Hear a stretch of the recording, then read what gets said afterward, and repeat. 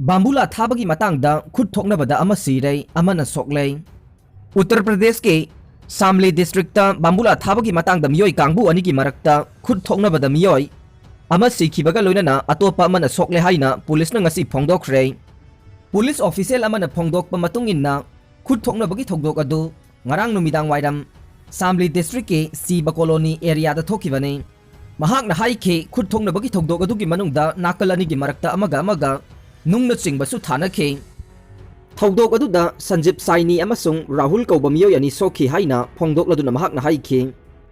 असोकपसिंग अदु खुदक्ता हॉस्पिटल अमदा पुखतखे अदुबु साइनी दि सीना पुरकले हाइना doctor सिंगना लाउथोखे official दुना हाइखे थौदोक अदुगा मरी लैनना पुलिसना केस अमा लखोटपगा लोइनना मखा ताना थिगतपगी थबक चथरे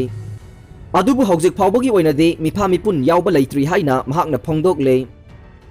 चाही तरागा मरीगे नुपा मचा सेरानना सिजनबगीदमक नुपी ओजा चाही तरा जेल गे चैराक फंख्रे चंडीगढ़ डिस्ट्रिक्ट कोर्ट ना ओजा नुपी अमदा मंगोंदा ट्यूशन तौबा मसागी चाही तरागा मरी सुरबा नुपा मचा अमबु सेक्सुअल गी ओइना सेरानना सिजनबगीदमक चाही तरा जेल गे चैराक पीख्रे कोर्ट अदुना कन्विक अदुदा लुपा लिसिंग तरागी फाइन अमसु पिहनख्रे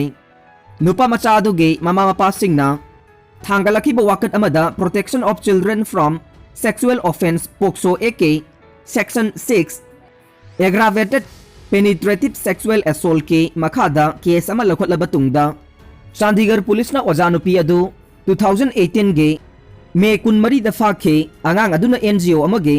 काउंसिलर अमदा क्राइम अदु फोंगदोखिबगे मतुंग मामा मपासिंग अदुना पुलिस कंप्लेन अमा थांगलखिबने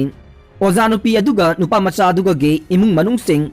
अदु अमगा अमगा फजना खंगनै नुपा मचा अदु अमसुंग महाकी मचेना सेप्टेम्बर 2017 दा नुपी अदुदा ट्यूशन तौबा हौखे मतम खरगी तुंगदा ओजानुपी अदुना नुपा मचा अदुगे मामा मपासिंगदा मखोइगे मचा नुपा अदुदा महाकना हेना निंगथीजना ताकपीबा ngamnaba मखोइगी मचा नुपी अदु तोंगाना ट्यूशन तौफमदा थाखिनबा हाइरखे ममा मपासिंगना मदु तौख्रबा मतमदा नुपी ओजा अदुना महाकना ट्यूशन तंबिरिबा नुपा मचा अदुदा सेक्स की ओइबा सेरानना सिजनबा हौरखे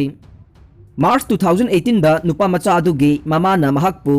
ट्यूशन चटपा तोहनखे मदुगी मतुंगदा ओजा नुपी अदुना मागी मपुरोइबा अमसुंग नुपा मचा अदुगे मामा मपागी ममांगदा नुपा मचा अदुबु मागी युम मनुंगदा सोलोन सिलगा थमखे युमलो नबसिंगी मतेंगा लोइनना नुपा मचा अदुबु रेस्क्यू तौखे